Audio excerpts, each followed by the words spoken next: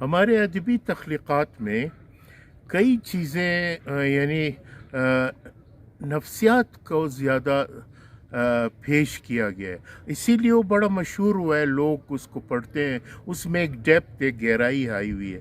جس طرح D H Lawrence کا سنز اینڈ لور ہے. سنز اینڈ لور وہ مسز مورال ہے، اس کے بیٹے ہے، میاں بیوی میں ہمیشہ جھگڑا اور لڑائی رہتی ہے، تو وہ زیادہ تر فوکس مسز مورال اپنے اولاد پہ کرتے، اور واقعی اور اس کے بچے اس سے پاول اور وہ اس سے نزدیک رہتے ہیں ہمیشہ، ولیم اینڈ پاول.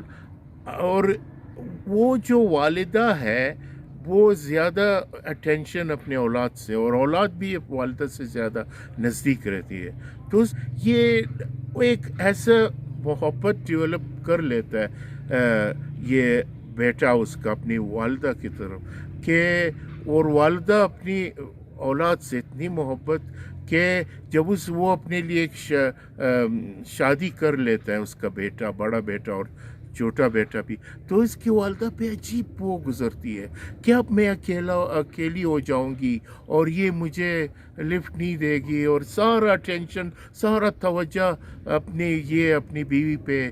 تو یہاں سے ایک کولڈ وار شروع ہو جاتے، ایک الجھن ایک اس مسز مورال کے ذہن میں، اور غمگین رہنے لگتی ہے. آہستہ آہستہ وہ کینسر کے شکار ہو جاتی ہے، اور سبسیکوینٹلی بیٹا بھی اپنی والدہ سے اتنی پیار کرتے ہیں کہ وہ آخر میں وہ اس کی والدہ جب زیادہ دکھ اور زیادہ تکلیف میں ہوتے ہیں، اس کو مارفین کے انجیکشن ڈوز دے کے اس کو اس دکھوں سے.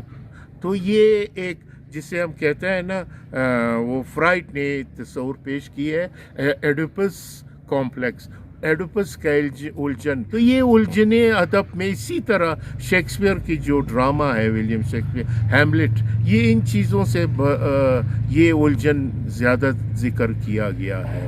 تو جس میں ہیملٹ اپنی والدہ سے زیادہ پیار کرتا ہے، اور اس کی والدہ چونکہ یہ بے وفا نکلتی، اس کے والد کو زہر دے کے اس کے چاچا کے ساتھ اقتدار پہ بھی قبضہ، اس کی ملکہ بن جاتی ہے. یہاں اس پہ ہیملٹ پہ سخت ناگواں گزرتی، وہ قبول ہی نہیں کرتا ہے کہ اس کی والدہ جا کے اس کے چاچا کے ساتھ شادی کرے، اس کو منع کرتا ہے کہ ڈونٹ گو نیئر ہم.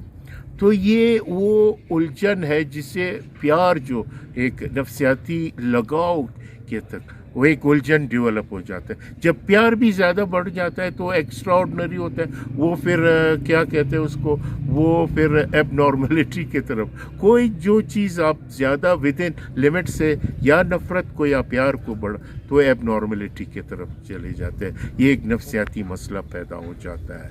تو ادب میں بہت سے لاتعداد اور بھی تخلیقات ہے، کتابیں ہیں جس میں اس نفسیاتی الجھنوں کا ذکر کیا گیا ہے. Thank you very much.